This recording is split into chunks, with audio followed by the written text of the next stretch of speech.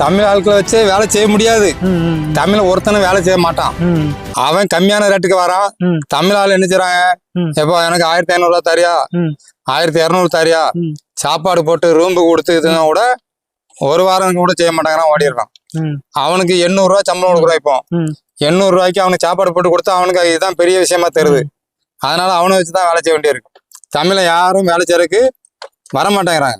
இந்த இடத்துல ஒர்க் பண்றாங்க இல்ல பொதுவாக எல்லாம் பெரும்பாலும் தமிழ் ஆட்கள் ஃபுல்லா படிச்சுட்டாங்க. அவனுக்கு படிக்காததுனால என்ன செய்றானுங்க, அங்க இருந்து இங்க வரானுங்க. அங்க இருந்து இங்க வந்து அவனுக்கு இது வெளிநாடு மாதிரி தெரியுது. எப்படி துபாய் பல நம்ம முன்னால தமிழ் ஆட்கள் எல்லாம் துபாய் பஹ்ரைன் அங்க போய் சம்பாத்தியம் பண்ணோம். இப்ப அவன் துபாய் அது நினைச்சிட்டு இங்க வரான் தமிழ்நாட்டுக்கு. இங்க வந்து அவனுக்கு வந்து அங்க 100 200 தான் சம்பளம் கிடைக்கும். இங்க டெய்லி 800 சம்பாத்தியம் பண்ணிடுறான். அப்ப வந்து தேவைக்கு அதிகமாவே கிடைக்குது. இங்க இருந்து வந்துட்டு அங்க வீடு கட்டுறான். தமிழ் ஆட்கள் யாரும் அந்த மாதிரி செய்யறதுக்குள்ள ஆளுகள் இப்போ இல்ல.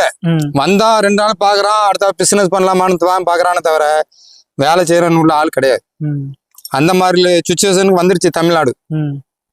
செழிப்பாயிடுச்சுன்னு சொல்லலாம்.